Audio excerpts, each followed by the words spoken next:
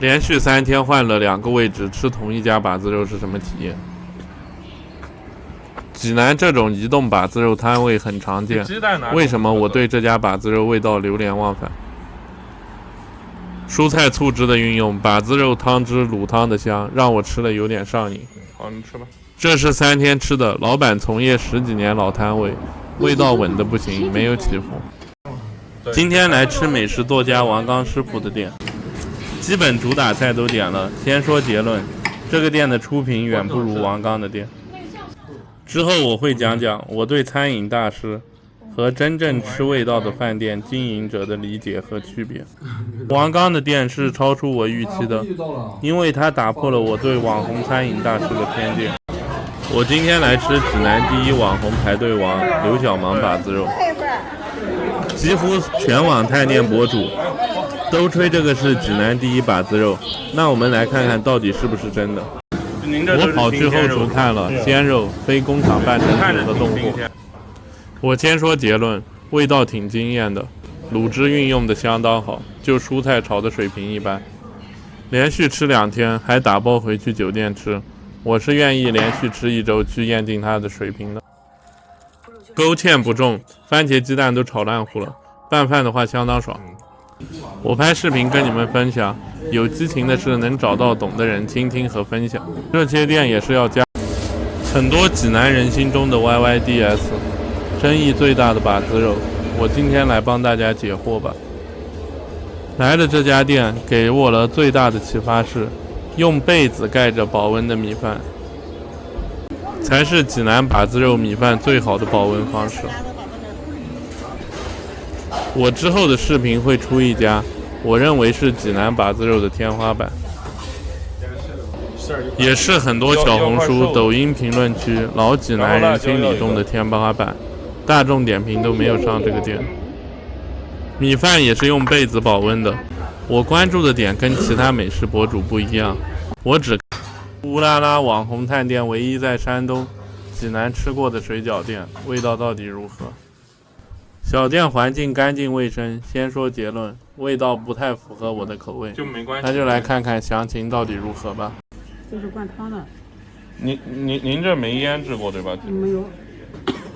就这是鲅鱼蟹的。对，鲅鱼。你鱼总不会是自己弄的吧？鱼也是自己杀的。也自己杀的。啊。每天杀？不是每天杀，每晚就杀，对。哦。每天杀可着不停。你们自己想下，谁家自己包水饺，加酱油会把肉馅加成深咖啡色？一般都是加点生抽调个。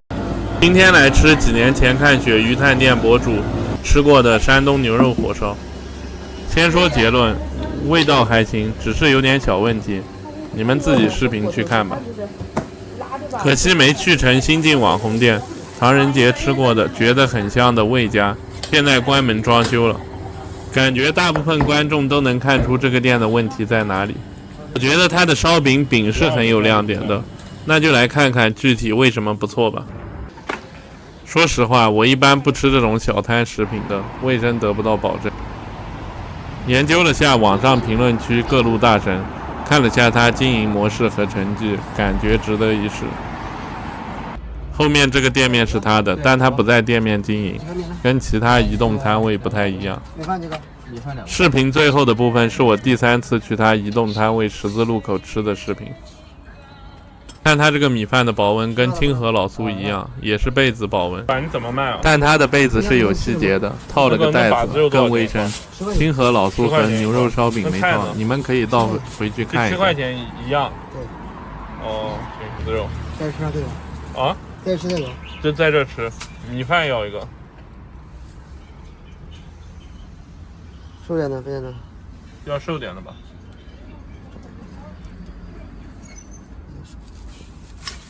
这鸡蛋哪种是特色？有3种是吧？2种。就是我再要个鸡蛋吧。然后菜要那个，菜哪种是特色，老板？你看你想吃哪个都行。点的比较多的是啥？可以2个拼一个。哦，就够了，就可以拼是吧？现场实际有点黑，我没细看。那个豆芽。哦，这是豆芽。那一个豆芽，一个香干，一个这个吧。拼一个吗？对。总共多少钱？行。你是不是11点到天桥那边了？哎，11点多。哦。我可以坐里面吃是吧？对，坐屋里。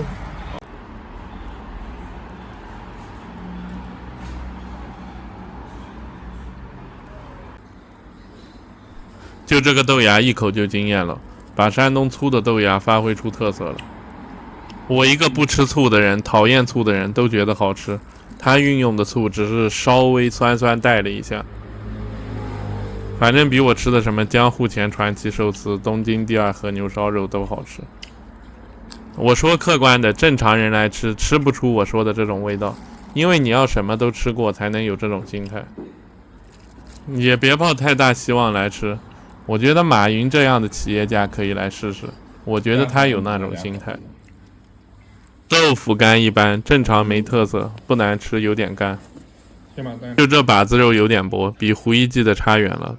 但是它大料用得好，不辣，而且香。他把进货记录微信转账聊天给我看了，是新鲜肉，14元一斤的批发价。把子肉入口很嫩，入口就化，是山东的平均水平，没必要讲了。就是香叶还是树皮，反正有一季卤料用得很绝，是很突出的味道。有丸子吗？有啊。拿个丸子多少钱一个？4块钱。看看，你家味道比那个流氓好啊。卤料味重，但不咸。差不多。差不多。对。还有啥特色？只有这一种肉了吧？丸子。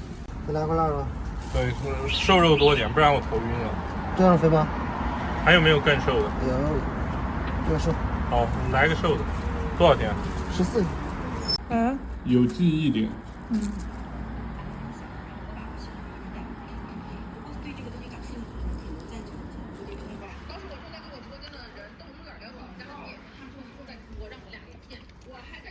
这个丸子用料太垃圾了，我也不推荐，感觉也不是纯肉。辣椒是我吃过把子肉里做的最好的，微甜带点酸的口感，全部都煮透了，而且入味不咸。你们如果经常吃青椒就知道，很多青椒都是生的，没煮透。只适合能吃辣的人，他选的这个辣椒有点辣。现在带你们去看我第2天吃的，点的菜有区别。就要一个粉丝，然后2个青椒。他不要肉。一个粉丝，2个青椒，然后再要豆芽。这个是第一次吃完，我家人还要打包一份带回酒店吃。现在来到第2次来吃，还有几个小菜很值得讲一下。你菜每天都一样的是吧？2个瘦点肥点的。瘦的都要，一辣，素菜要上面辣的哈。就拼2份好吧？啊，这个粉丝2个拼的，对，粉丝拼土豆片好不好？你这个粉丝是白醋还是正常的醋？正常醋，不是白醋。哎，那你正常醋都没有那个颜色是吧？啊？再要土豆。土豆片要一个。就颜色都不深，我感觉你醋运用的特别好。然后就再打一份菜。还有哪个？要豆芽。要豆芽。和哪个？和那个白菜吧。不是，就那个。啊？就还是要这个，好要白菜吧。这边还有粉条吗？随便尝一下。几个米饭？2个。2个米饭。都浇汤吗？浇一个浇辣的，一个浇不辣的。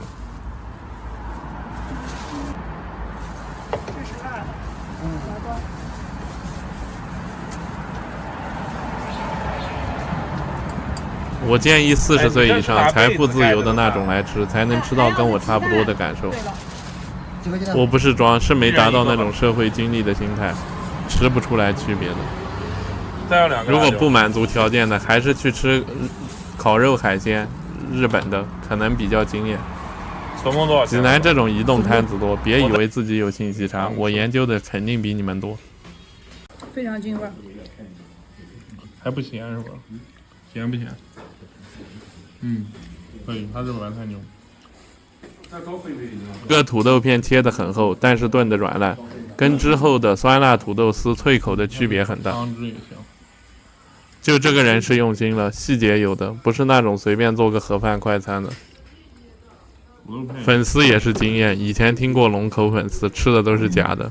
山东这个小摊的粉丝完全不一样。其实很多精力少、吃的不够细的人，无法理解什么叫做不咸但是敬畏这句话。如果经常看我视频的人都知道，只要是咸的，我要不浪费，要不边吃边骂。现在第3天，我来吃他的移动摊位，下面还是有火在保温的，细节是有的，但还是不建议冬天来，冷得太快了。米饭多搞点。我吃过盒饭快餐多了，心细的都知道，我给出高评价的浇辣汤，第一个辣汤，直接辣汤。其他有些是它的制作流程，或者满足评分标准，味道就一般。就是一个它主要有几个看着简单，是个人都会做的小菜，把我打动了。就带一点肥可以，带一点。把醋汁跟蔬菜清爽的调和，让我这个极度讨厌醋的人，我要辣的都能很爽口的爱吃，真的厉害。搞个辣的。就高级的食材做好是天经地义的，是个人就能做的简单小菜，能做出区别，这个就厉害了。然后菜我要3个。我吃的3次，味道都没有浮动。老板说他干了10几年，做人也谦虚。我第1次来的时候，他装什么都不知道。第3次跟他聊，前面视频做的那几家把子肉，他味道差不多，全部都说对了。他的问题主要受限于肉的品类。微信收款19元。一个人的烹饪技术厉不厉害，我不是看他有多少头衔，也不是看他隔着屏幕做菜有多厉害，我更看经营的餐厅在一个菜系是什么水平，生意如何，能代表这个品类的第一吗？比如你在济南经营一个把子肉，你20年在这个行业基本是前3，那我愿意高看你一眼，想听你做把子肉的意见。如果只是什么头衔之类的，自己经营的餐厅名不见经传，那我觉得很多东西都是纸上谈兵。拍视频做好每一道菜，跟店里稳定出品是2个难度。我说这些是我个人不太迷信头衔高的厨师，还是喜欢看实际出品怎么样。我是抱着这种心态去吃王刚的餐厅，确实鱼的选材打破了我固有的观念。其他所有小菜都有细节，做的比同价位用心了，而且不是他亲自做的。我吃的川菜足够多，他在油的选材上是比同价位好，跟米其林大餐厅差不多。我又去看了很多人探店王刚的视频，他们基本没概念科技鱼和他店里草鱼的区别。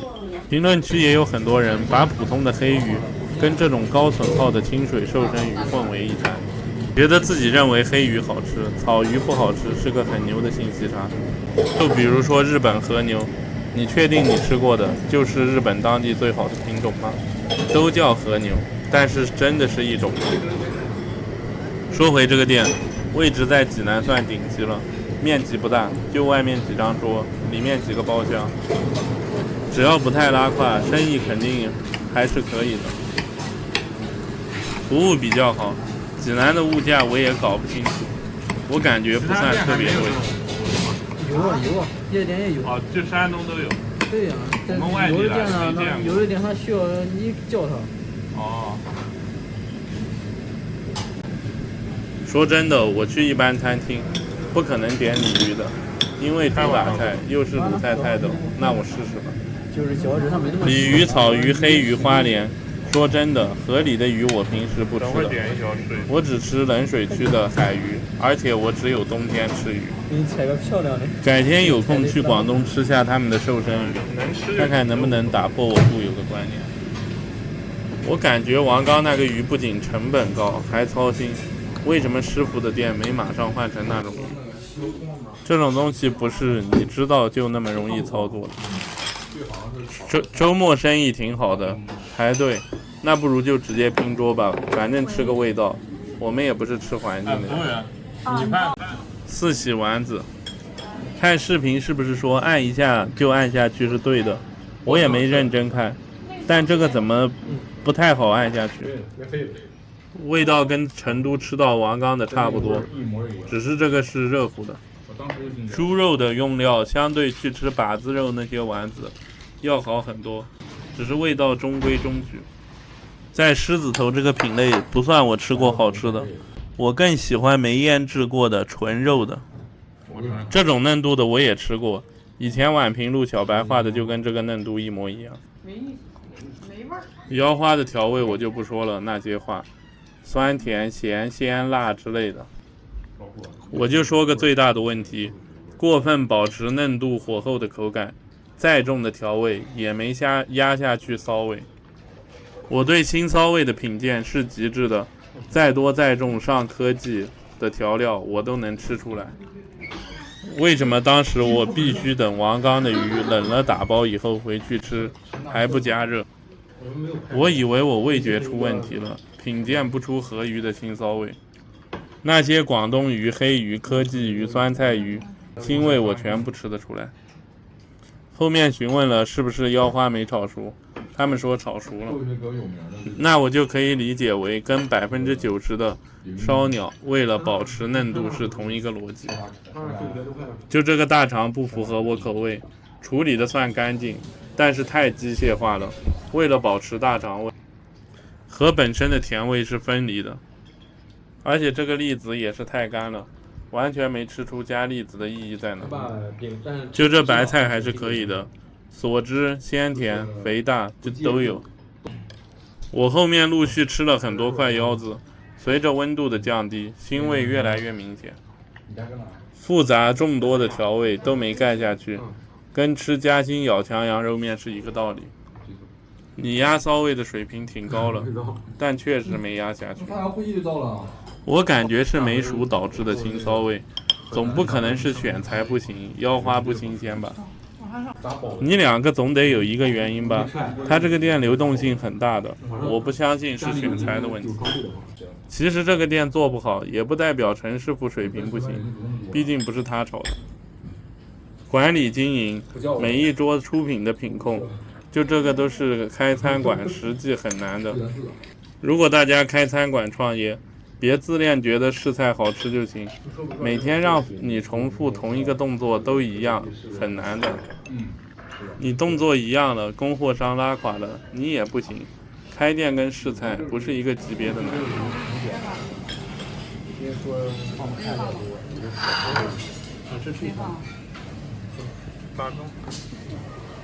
是你要帮我去弄开吧？还是直接这样吃啊？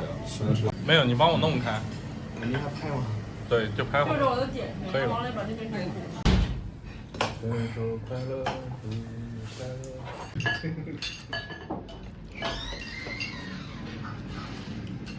鲤鱼就是我认知里市场新鲜的鲤鱼，嚼几口腥味就爆炸了。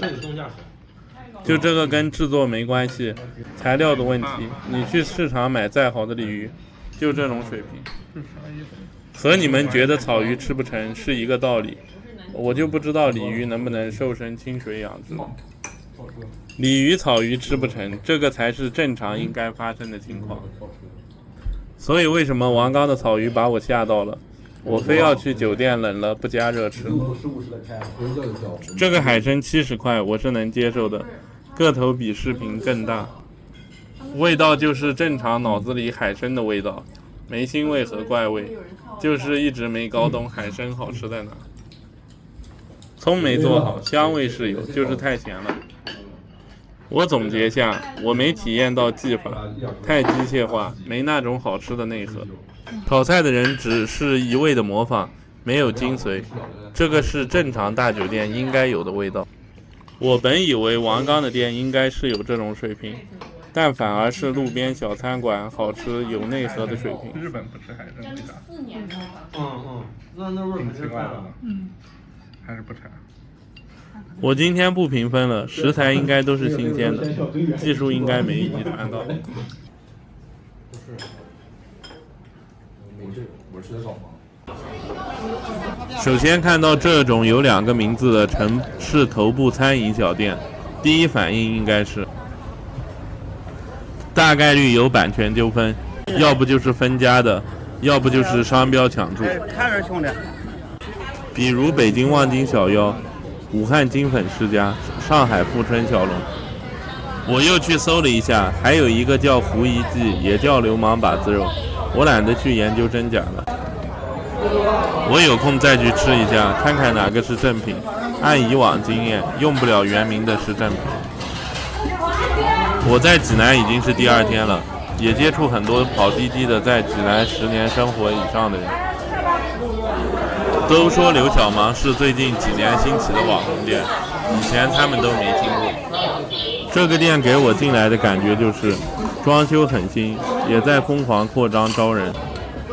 不用吃，按我经验，这类店如果有老牌秘方，下限不会很低，但也不会很好吃。这个店我转了几转，完全没看到在哪里炒菜，问店员也不告诉我。我本来是想拍拍炒菜的，结果是找不到。有啥区别？看着吗？我要那个豆腐丝。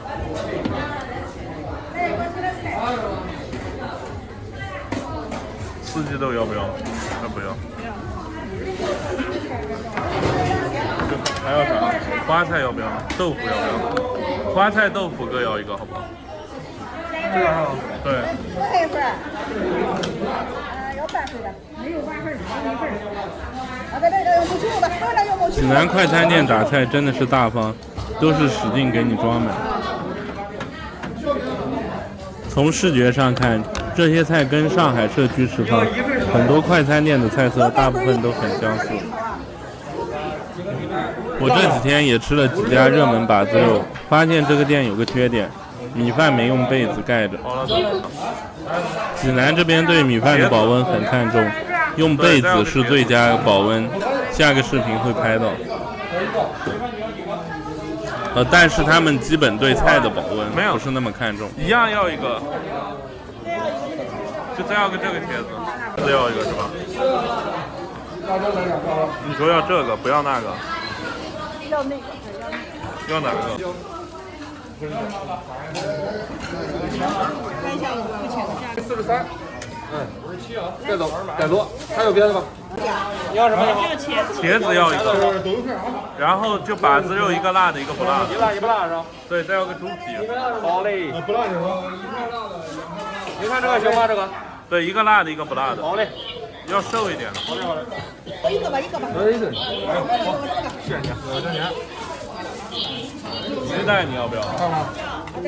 要一个。好嘞。还是要2个？这鸡蛋要一个。鸡蛋要一个。对，然后这鸡爪也要一个，就鸡爪也要一个。辣的不辣的？辣的吧？辣的是吧？对，辣的。放的。还有别的什么放的？这个小豆腐什么？狮子头要一个。要一个。还有一个旁边那个小豆。这是一样的。啊，这都一样的。鸡蛋再要一个。要一个是吧？对。是什么？来了一个，再来一个。好，就够了都。米饭要吧？米饭几个？2个。2个是吧？对。一共是56块钱，扫着买就你要加吗？米饭几份？我要个辣的。一共56块，我说你56。好就可以了，可以了。我说你别的还要。56一共啊。是我扫账吗？这些全部56元，你们觉得价格如何？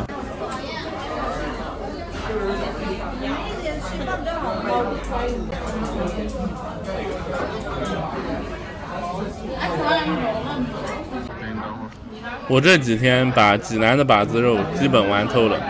济南的把子肉就有点类似日本拉面，应该是济南大众小吃中最常见的一个。接下来视频会测评几家济南头部把子肉。你们看了这组视频以后，应该会对把子肉会有一个深度的理解。现在依次开始说刚才吃的菜和肉。其实不算太肥吧。茄子完全没味道，咸味什么都没，就好像吃了一个很烂糊的清水煮茄子。我跟他说要瘦点的呀。把子肉口感炖得还行，肥肉部分入口即化，济南正常发挥，瘦肉中规中矩，不算柴。花菜难吃的，花菜勾芡太重，糊嘴。辣的把子肉和不辣的完全没吃出区别，也没吃出卤料的香味。猪骚味是没有的，不能100%确定是不是冰冻肉，偏向不是冰冻肉。就这个汤汁浇在饭上，跟我济南吃到的头部把子肉的味道比，那是差远了的。豆腐是苦的，这个其他家没吃到苦味。荷包蛋汤汁很咸，虎皮鸡蛋就正常虎皮鸡蛋，没有什么特色，料汁没进去，而且炸的时间不够，你们看皮都不够腐皮。狮子头就是它的特色做法，外壳硬一点，里面肉软一点。这个是纯肉的狮子头，里面的肉感觉不是特别新鲜。茄子不好吃，勾芡太重，而且调料味过于多，不酸不咸的。我对比其他家就知道了。还有醋啊？我说的这个不是我个人口味，是我在做视频的时候已经吃过好几家济南把子肉了。这个豆腐丝超级咸，不太行，对比另一家就差远了。黄瓜就你们家随便拌拌的水平，味道还不足。这个店也在迅速扩张中，也不是那种做好一个店的餐饮老字号。当一个下饭菜快餐，马马虎虎，不算好吃的，但也不难吃。没吃过这种济南满街都是的腐皮鸡爪的，可能会觉得好吃。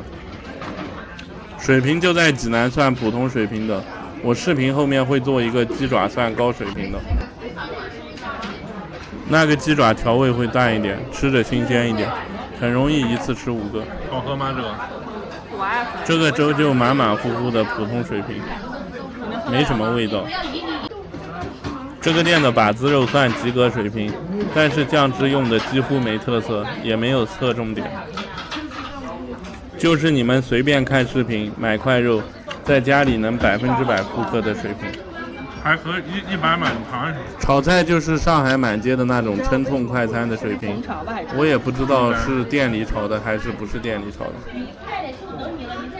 如果这个是济南把子肉天花板，那完全没可能，基本就是外地人吃的店。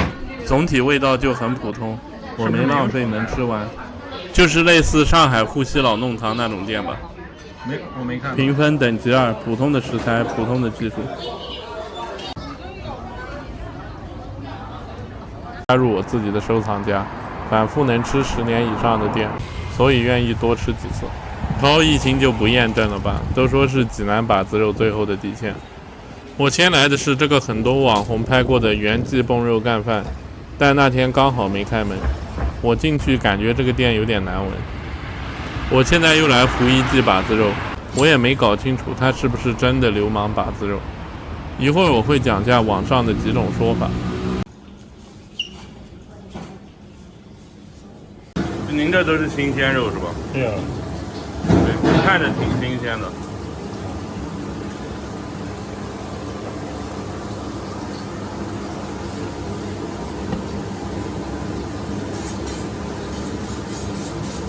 就完全都没用冻肉对吧？对。看网上说胡一记才是以前真正的流氓把子肉，还有一种说法是他以前就是刘小芒的一个加盟店，闹掰以后自己出来单干的。个人感觉刘小芒也有问题，如果他是真正的流氓，他也没必要改名刘小芒。按我的经验，找到最源头的那家，味道肯定好，就像武汉兴农牛肉一样。他们家的标语和对质量的把控后厨来看，应该还不错，整体卫生也及格。是怎么卖呢？这个所有的菜都是6块，所有菜都6块。可以拼吗？还是不能？可以拼，它可以拼的话你就就豆腐丝。豆腐丝和什么呀？然后拼这个白菜吧，好不好？行，可以。哎，你们跟那个刘小芒是啥关系啊？刘小芒啊，他俩是一个。就和这个店一个。对。老板是一个还是？流氓是一个人吧？啊，一样的。就不是同一个老板吧？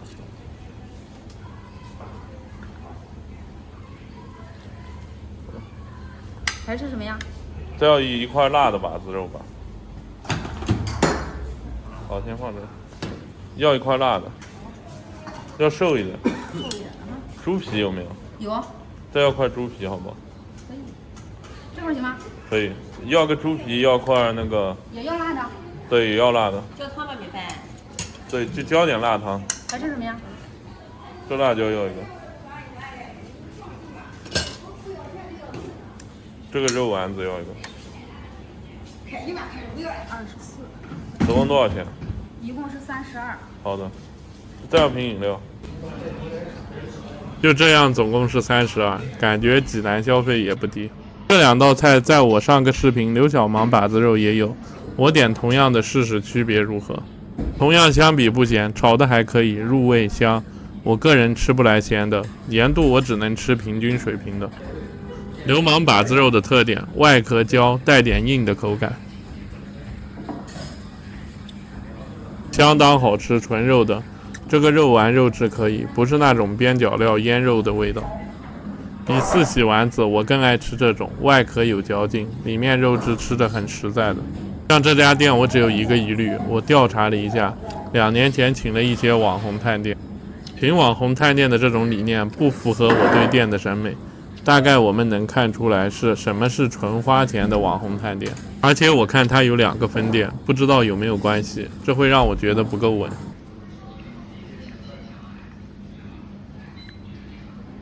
这个辣椒好吃，甜口带点辣味，但是我第2天吃的就难吃，不稳定。难吃的点在于皮厚了，糖放多了没熟。你们看这个就是没是完全熟了的。先看看厚度，比刘小芒的厚，没蹦肉干饭的厚，很大。和刘小芒的放在一起，才知道这个肉的好吧。入口惊艳了，卤汁运用的非常好，能一口吃到卤料的和肉香味，而且一点都不咸。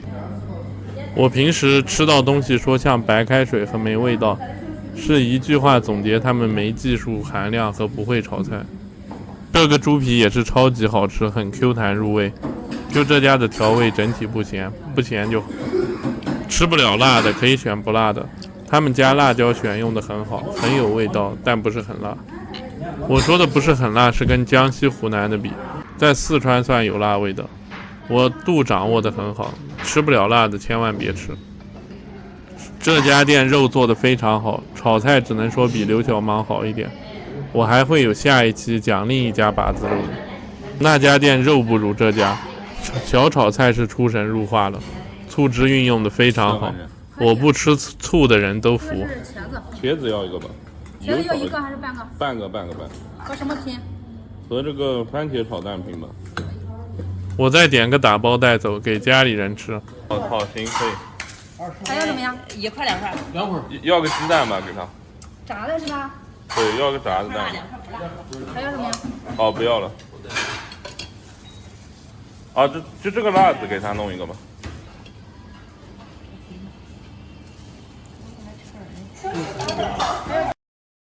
茄子有点油，他家炒菜算马虎的，就比刘小芒好一点。刘小芒的太咸了，跟普通比差不太多。刘小芒有些菜又没味道。我过了1天又来尝了，因为我对他这个店特别不放心。我一般对那种10年老店、没分店的店比较放心。什么菜还没？他的把子肉汁调的也很惊艳，肉质也不错。要豆腐。再来吃一次也不亏什么。这是啥？这是蘑菇。来个茄子。我要个豆腐丝。我拼一下这个。就拼个白菜。7块。一个丸子，一个米饭。还要什么呀？还要哪一个？再来点蘑菇吧，看这蘑菇挺好吃。点的菜一模一样，这次白菜就有点出问题了，有一点点干吧。这是什么？这个店我推荐你们来吃，然后把子肉的汁运用的算惊艳的，我还会再来。然后后厨我都看了，在这个价位算很可以的。对，再要个丸子，再要个鸡蛋。这狮子头挺好吃的，我还想再吃一次。上海胖子面那个狮子头就不行，虽然汤好，胖子面这个店我也很喜欢。而且他们家鸡爪比刘小芒好吃太多，更嫩更入味，也没工业味，还不咸。这家店肉做的真的在这个价位算很好的，爱吃肉的来，吃菜的看下一集。下一集我会给出我认为济南把子肉的天花板，也是很多济南吃货认为的。他的那个店位置不太固定，出摊时间也不固定，让我觉得它的天花板原因是醋汁和汤汁的运用。辣椒今天超级难吃，浪费了。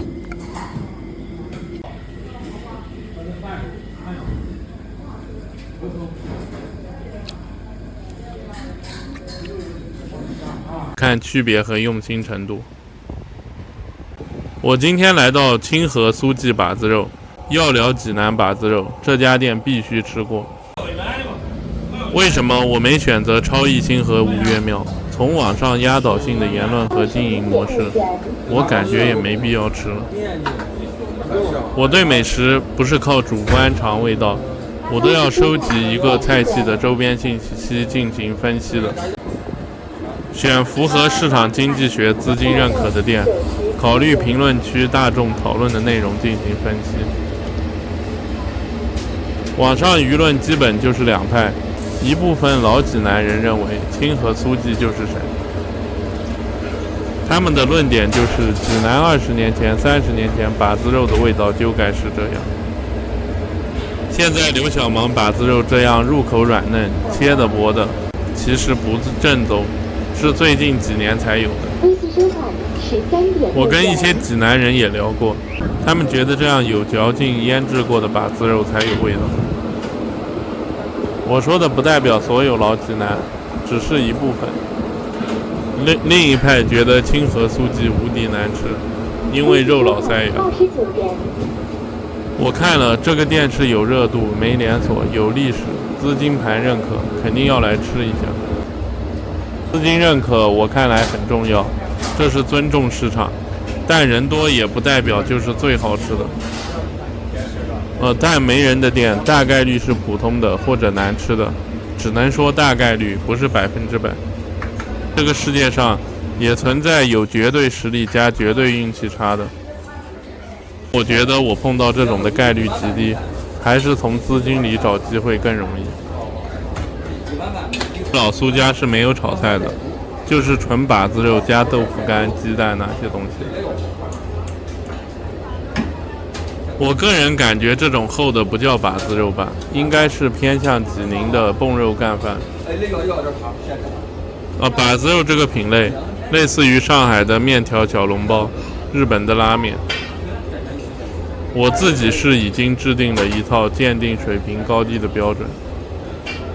我到最后一个把子肉的视频，我会把我制定的标准告诉大家。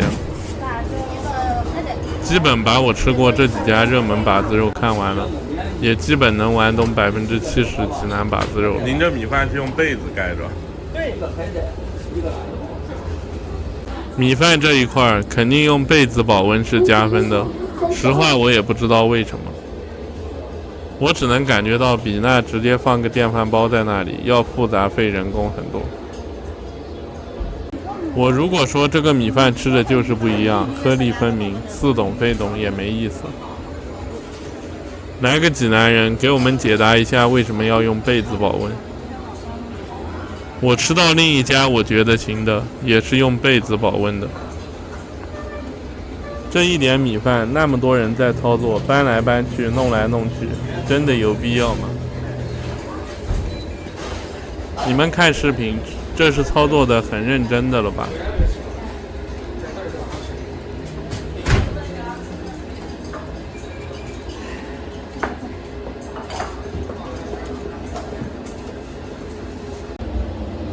哎，老板，这怎么卖啊？把子肉41块把子肉，要块瘦的，然后辣椒要一个。哎，菜没有啊？没有炒菜。啊？没有炒菜。没有炒菜。那再要一个这个吧，这豆腐。猪皮有没有？猪皮没有，要买完了。那再要个鸡蛋吧。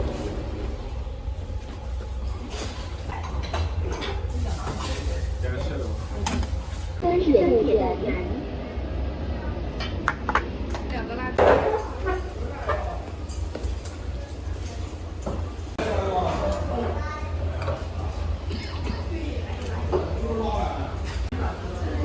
就这样一顿饭，是不是有点单调，一点菜都没有？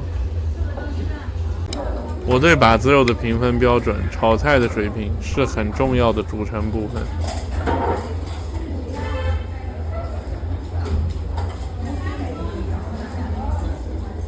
说真的，这个把子肉只有咸味，肉老，而且只有咸酱油的咸味，味道就是你在家卤肉，只放咸酱油的味道。味道就普通的杆子，会比一般的厚一点，只有酱油味，调味太单调了。如果他告诉我他没放味精，我都有点相信。我说回这个肉，我是没吃明白这种做法有什么优势，既没有肉香，也没有口感，也没有调味，纯在吃一块拉丝口感煮老的瘦肉，而且肉还有点咸。我还挺喜欢吃把子肉这种泡鸡蛋，只是做不好会咸，这个度不太好把握。米饭交织是所有的亮点，我不如什么都不吃，只吃拌饭。辣椒也很难吃，选用的青椒是厚的，懂细节的人都知道青椒该怎么选。肉咸青椒没味道，我也不知道厨师怎么想的。我觉得很多人喜欢吃这个，可能是情怀，也可能是没注意到，真正好吃的是自家米饭。我吃过的几家把子肉做得好的，辣椒都是甜中带辣，稍微一点酸的调味，这样吃着才有趣。像这个肉中间的纤维都可以到拉丝的状态了，我都不确定这个是不是冻肉。如果不是冻肉的话，至少是腌制过的肉。青椒一定要买薄皮的来做才会入味，不然炒成这样我都感觉没熟。我以前不懂青椒，我也不爱吃青椒的，其实就是青椒的皮没选对。你们也可以关注一下我说的这个东西。有机会想去济宁尝一下正宗的蹦肉干饭。我个人觉得这种做法应该是偏蹦肉干饭的。我也不评分了，反正我是没吃懂，而且没菜吃，很单调，我也吃不习惯。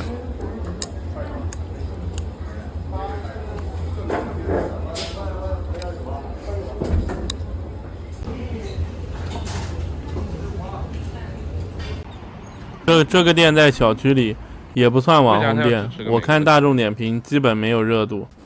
像这种店就没必要去论高低水平了，基本是满足附近居民一个填饱肚子的需求。我偶尔也会就近吃到这种类型的店，但我基本不会拍。哎，老板，是不能拼吗？可以拼30个以上就可以拼了。那白菜猪肉跟韭菜鸡蛋。咸菜这个，那这个呢？咸菜好像是2元1人自助，我也没搞明白规则。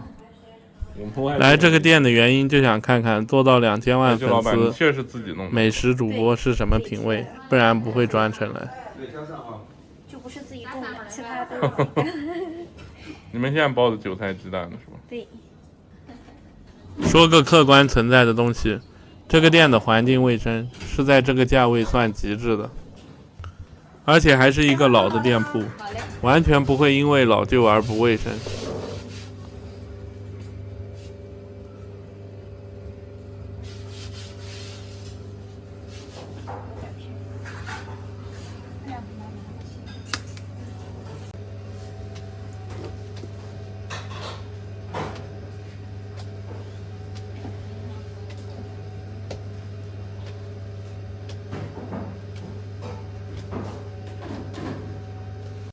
哎，就这皮是机器做的是吧？对。啊，这不是手工弄的。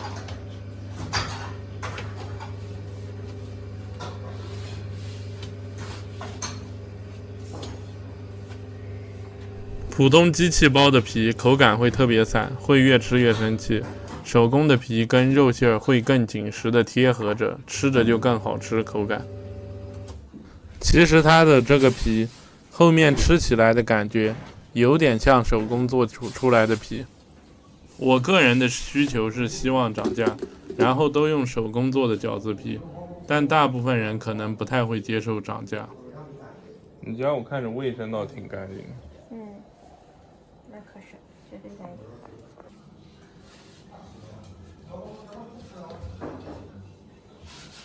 左边这个肉是不是看着有点太深红了？当时可惜了，没仔细拍肉。我也不知道是已经加了酱油腌好的，还是灯光问题。过来这个。因为很多店，它小店这种老店都没那么干净，感觉。就您饺子是大概煮多长时间？肉是煮的时间长点，素是煮的时间短点，素得4、5分钟吧。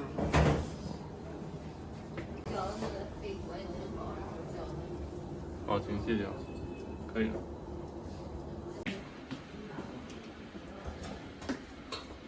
放里边吧。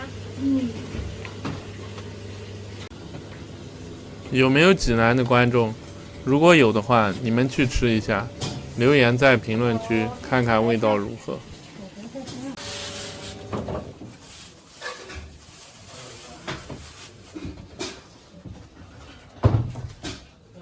那端走吧，拿小盘。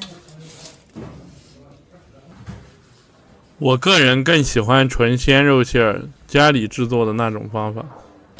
韭菜猪肉、白菜猪肉，就白菜和猪肉，韭菜和猪肉，没过多的制作的那种。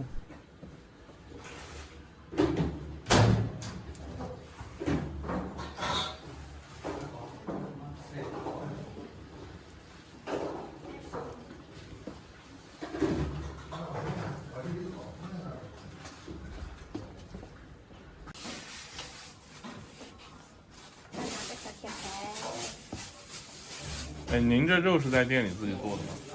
对自己腌的，然后切馅儿。就每天早上腌？不，每天下班的时候腌第2天用的肉。哦。就是那个上面。哦，那就明天用的那可以。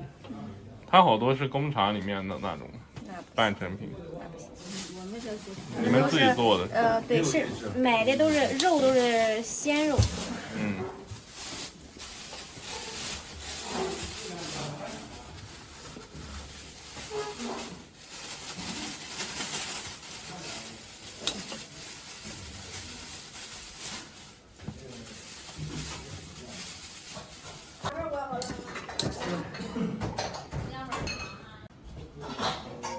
您生意还好吧？应该。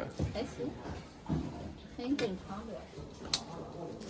看过那个乌拉拉探店来是吧？7月份来的，因为今天是周末。就他咋会找到这儿来？这位置不太好找，感觉。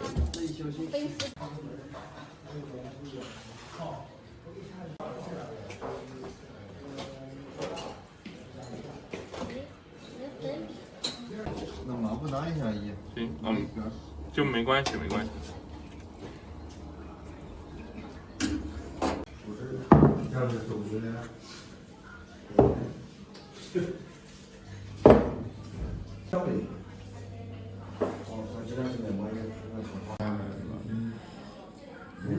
咸菜味道还不错，就是有点咸了，南方人估计吃不太习惯。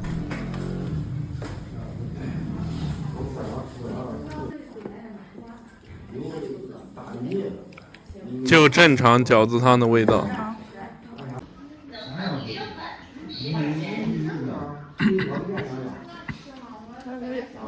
先吃一个看看味道，再给你们弄一个看肉馅儿是啥。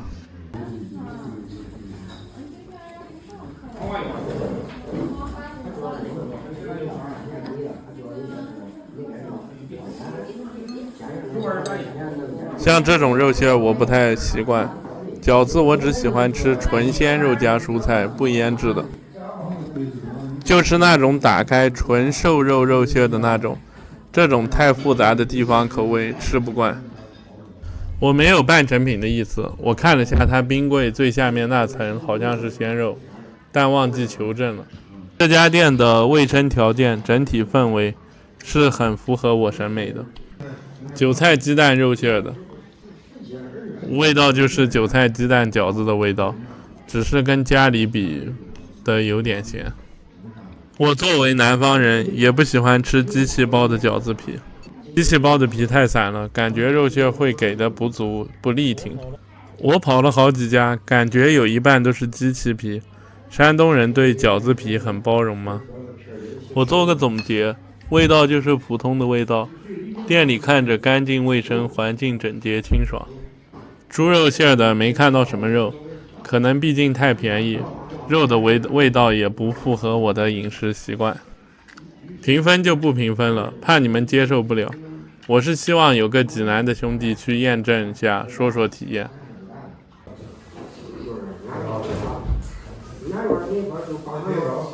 喂，肉馅基本没人家老抽上色吧？这家店我是翻了大众点评几十家，加上打电话去店里问，唯一找到肉馅颜色正常的。这个不是连锁店，装修看着像连锁店，济南就一家，来听听我说这家店吧。先说结论，虽然肉馅符合标准，也有个饺子的致命问题，所以没办法吹上天。我吃。就您这电话。他敢在菜单上写用金锣猪肉，就不怕你去告，不像很多店家只敢口头吹自己用金锣猪。可不可以拼啊？不可以，不可以拼。我吃韭菜鲜肉。为啥不吃白菜鲜肉？那行，那就白菜鲜肉。小份吧，白菜鲜肉。白菜鲜肉小份儿，我其实。那要不要再要黄瓜鸡蛋？他们说黄瓜鸡蛋其实挺好吃。我不要。那你选一个。我要吃上面的。行，那选一个。哎，就老板，我问你一下，那个就是青岛水饺能拼吗？还是不能？都不能拼。鲅鱼水饺是不是特色？鲅鱼水饺是特色是吧？要一个小份的鲅鱼水饺。行。对。先说明这个不是连锁店，就你家楼下的小破店。这个菜单写的是细致用心实在，加分了。我们这儿没熟食。没事，您这好。哎，你刚才那个肉收起来了。哦，那是白菜肉，就包完了。啊，这是鲅鱼。完了，我还想拍个肉，因为我在济南这边找饺子馆，那些肉都是酱肉。啊，你看我这个肉，这是灌汤的。您这没腌制过对吧？没有。我口误，腌制过可以，但是加很重的酱油都让肉变色了，就可能有问题。你也不知道是吧？我也不知道，反正我知道俺家不是。你家是自己鲜肉绞的？都是自己腌的肉。就这是鲅鱼馅的。对，鲅鱼。你鱼总不会是自己弄的吧？鱼也是自己杀的。也自己杀的。啊。每天杀？不是每天杀，卖完就杀，对。哦。每天杀可了不起。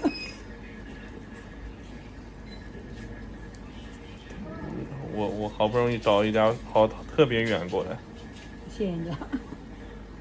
你家这环境也挺干净，看着像连锁店，但不是连锁店吧？不是。我去问我台州的朋友了，鲅鱼这玩意儿新鲜应季，最便宜也就6到10元一斤，比猪肉便宜，不是科技很活，也符合市场经济规律。我暂且就相信它没科技，不是半成品，自己杀的鱼。后面吃一下再验证。就这个饺子有个致命的缺点，用机器做的皮，虽然是店里自己做的。就这是白菜肉是吧？可以，你这肉馅就是我要吃的。你们没啥酱油这个馅？猪肉馅。这是鲅鱼是吧？哎。你这个肉就自己的。对，我们都是每天先弄馅。你用的是哪个肉？就哪个部位？金锣的。金锣的前轴。好像都是用金锣是吧？也不一定。这金锣是个牌子还是部位？金锣是个牌子。哦，是个牌子。它这个肉的颜色就跟你们在家里做的一模一样。哦。前轴肉比较好吃。自己对比一下这个猪肉馅和上一个视频的白菜猪肉有什么区别吧？这样总能看出来吧？这个是上海冰冻肉的包子肉馅的箩筐，看一下，旁边有冰。就这些东西仔细去客观对比分析，不用吃都能看出来有什么区别吧？哎，这老板，你们开多少年了？开了8年了。没看，看了没看？哦，是你自己活的机器？都是我们自己的，没有，我们都是自己家的。是用这机器做的？哎，这机器压制压出来。我再说一遍，自己和面手工做的皮，口感区别特别大，紧致度完全不一样。就带我研究了下山东大部分店，都是自己店里用机器做皮。我去几个店看了，没给你们拍，有些不是机器做皮的，肉馅我又不敢吃。也不是像大众说的山东水饺全国最强，基本符合我自己总结的规律。可以上，你下次来你可以上美团，我们家美团也有。我来济南一趟不容易，下次不来了，下次来就明年了，估计。真正好的东西，每个城市都是极度稀缺资源。我是跑了好几个热门店铺，去后厨看了肉馅又走的。普通人吃个饺子没我这么挑剔，基本吃点，反正醋多搞点，也尝不出来味道，无所谓的。我吃饺子不蘸醋，我只吃食材本味，食材本味好吃的我才爱吃。你们作为老观众应该观察到，我吃饭基本不动桌上的调料，我动桌上的调料也是为了增加拍摄时长，给你们尝一下蘸东西是什么味道。你看它是有细节的，它下面有洞，它让水就往下流。吃饺子厉害的，基本看皮就知道是机器皮了。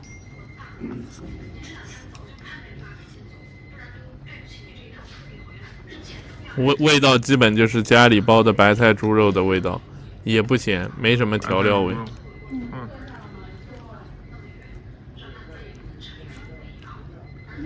就这个颜色的肉馅就没问题了。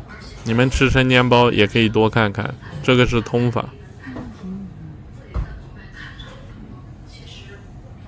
好在从品相上看，饺子皮颜色很漂亮，肉馅很大，可惜就是不够紧致。就鲅鱼馅很好吃，没有鱼腥味，是大海的味道。大家要区分鱼腥味和鱼味。同理，羊膻味、羊香味，牛膻味、牛香味，鸡味、鸡焖味，这些都是两个概念。和老板聊了以后，得知他们的店来自青岛，青岛还有一个炒菜店，所以鲅鱼馅应该是正宗的，符合我的审美。我没吃完带走，冷了回去吃也不行。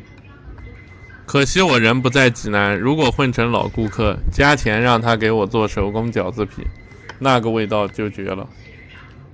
如果是手工饺子皮包得好，我可能给他2到3颗星，技术就上去了。目前我只能给1颗星，新鲜的食材，饺子皮机器包的没口感，只能等于普通的技术了。我总结一下，材料新鲜，肉馅及格，皮不行，味道主观感觉还行。我给我所有观众的建议是，吃饺子尽量在家里自己做，外面饺子是科技重灾区。有兴趣的可以抖音搜下元记云饺爆雷，河南冷冻半成品饺子批发，饺子半成品肉馅。饺子汤有点像水，因为太少了。好喝吗？用这种盘子类型的小店我没见过，连锁店倒是有，用心了。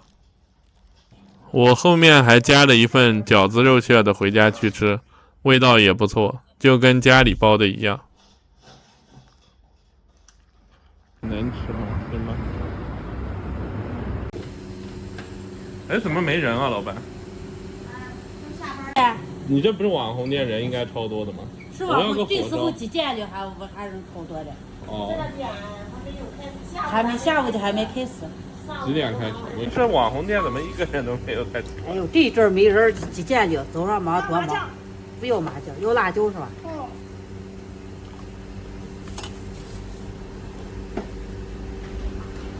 还是因为你们这几年是不是连锁店开多了？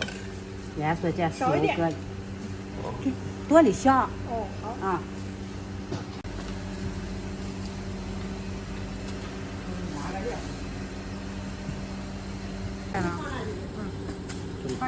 行，买走。买杯饮料。山东用被子来保温，在我这里是加分的。你们这饼要烤多久了？烤饼得烤10九。吧。啊？一个。我俩吃一个就够了。够了。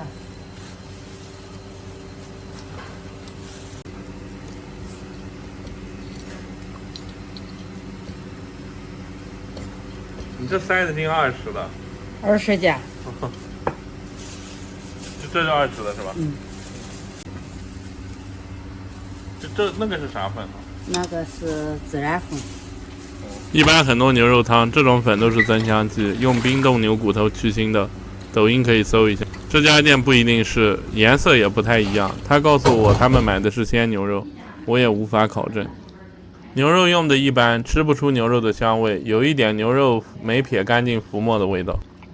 和你们吃过的肉夹馍比，肉馅儿可能不如肉夹馍，但饼完胜，一点都不干。我一般吃肉夹馍那种白馍，我大概只能吃2到3口就会被噎到，然后就吃不下去了。但这个烧饼我吃完一整个还没吃饱，而且没怎么喝水。为了这个烧饼，我愿意等阿姨给我烤一个烧饼，再来一个尝味道。阿姨告诉我现烤的更好吃，那我就再吃一个现烤的。凉皮还可以，没什么特别的调味，就一个醋汁酸辣口，皮薄还行，好入口。牛肉汤不怎么行，跟喝白开水差不多，汤基本没一丁点技术含量，牛肉品质也不行。这种类似肉夹馍的料理，其实大家都是吃一个满足感，肉多的爽感。今天这个烧饼我还是看到它的亮点的，烧饼完全不噎人，可以当饭吃。牛肉咋说呢，做的比较粗糙，肉又煮烂了。大家都知道，牛肉再好，你煮太久，肉只会又老又脆，吃着都是丝质感，完全没有用牛肉的必要，还不如用猪肉。机器和面，那看来上海那个油条店的技术含量在增加，爷爷手工使劲和面。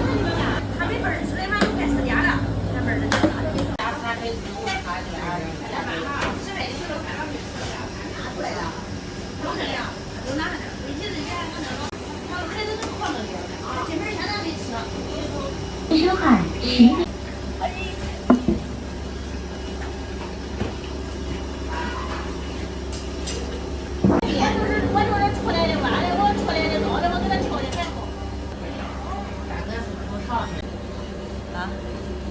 我没认识啊，我的姑爷。哎呦，我这家，你拿出来。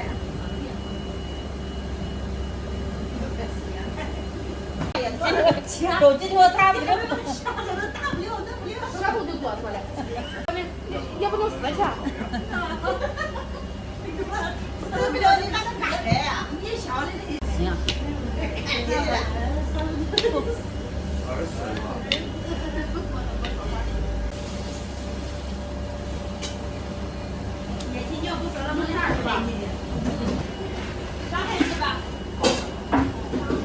这个步骤就撒盐入味了。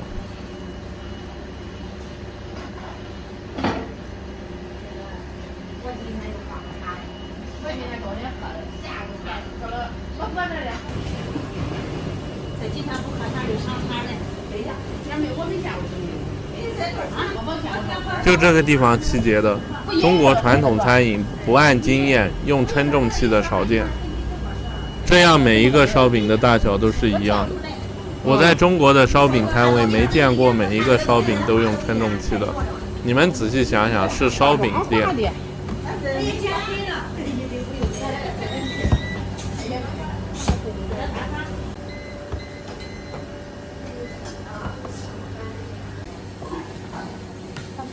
这个烧饼是所有步骤里最费人工、隐形成本最高的。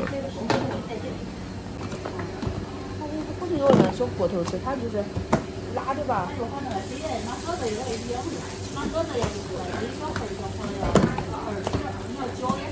哎，对。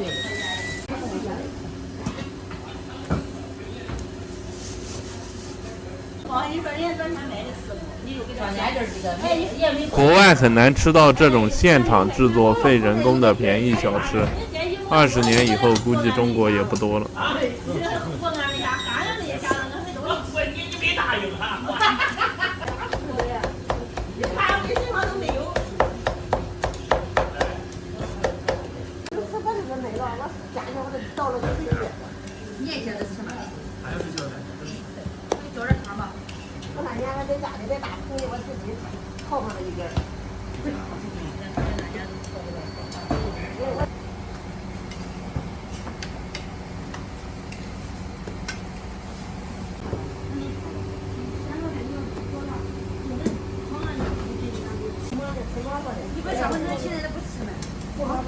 你不是亲爱的大款是吧？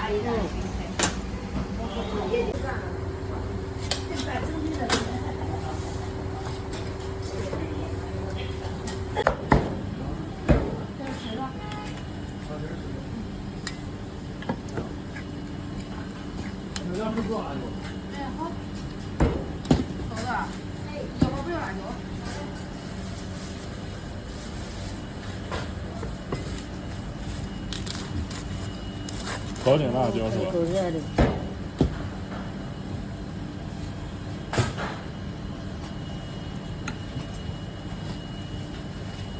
12的加个鸡蛋的。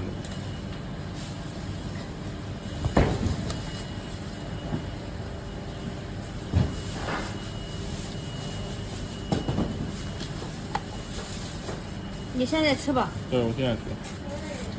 刚烤出来的烧饼是脆的，相当好吃，有点像炸饼的口感，但不是炸的。问题还是卫生问题，就是制作太粗糙了，不然绝对是一个惊艳的作品。评分等级3，1颗星，普通的食材，正宗的技术。